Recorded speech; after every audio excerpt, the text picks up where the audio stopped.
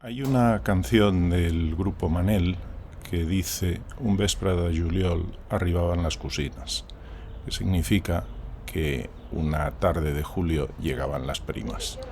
Las primas de las que hoy voy a hablar no son precisamente esas primas a las que se refería Manel que llegaban a pasar el verano.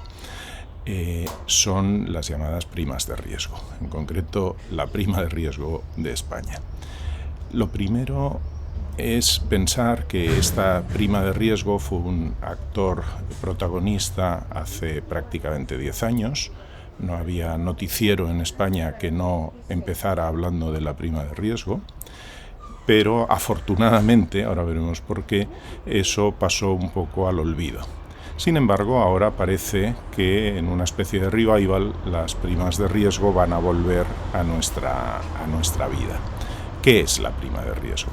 La prima de riesgo es un concepto técnico de economía que muestra la diferencia entre el tipo de interés que paga el Estado español por su deuda con respecto al tipo de interés que paga Alemania.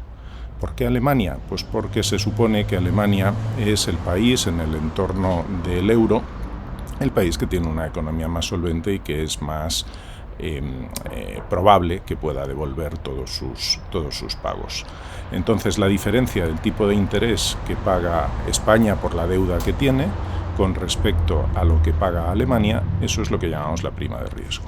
La prima de riesgo se suele medir en puntos básicos. Los puntos básicos es un concepto de nuevo económico que sencillamente significa que un 1%, por ejemplo, son 100 puntos básicos. Un 2% son 200 puntos básicos.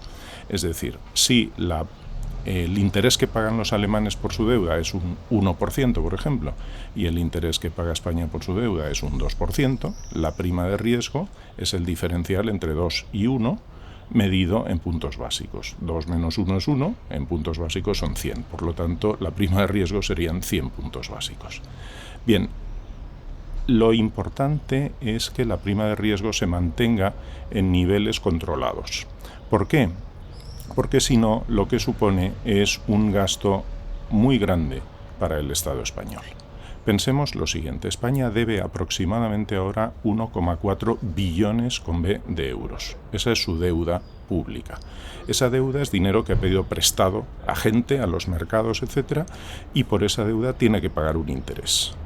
El interés que ahora está pagando es un interés muy bajo, pero el interés que pagó en su momento, en lo peor de la gran recesión, llegó a superar los 800 puntos básicos, es decir, la prima de riesgo significaba que España pagaba un diferencial de más de un 8% con respecto al tipo de interés que pagaba Alemania. Y eso supone, en la actualidad, España paga algo más de 30.000 millones de euros al año de intereses sobre ese 1,4 billones de deuda total que tiene, pero si los tipos de interés suben y el riesgo que se aprecia en España sube, va a subir o puede subir la prima de riesgo. Si, por ejemplo, la prima de riesgo se nos fuera a niveles de 300, 400 puntos básicos, probablemente el coste que eso supondría para las arcas del Estado podría ser de un 4 o un 5% del Producto Interior Bruto. Para que lo contextualicemos, eso es más o menos todo lo que gastamos en educación a lo largo del año. Es decir, si la prima de riesgo sube de una forma importante, podemos llegar a pagar intereses equivalente a todo lo que gastamos en educación en el año. Por eso es importante tener la prima de riesgo controlada. De todas formas, el Banco Central Europeo, que se sabe la lección bien de hace 10 años, ha anunciado que establecerá mecanismos para evitar que haya otra crisis de las primas de riesgo, lo que se llama una crisis de deuda, que fue la crisis que sufrimos en España hace 10 años y que nos trajo todos los procesos de rescate, de recortes, etcétera, etcétera.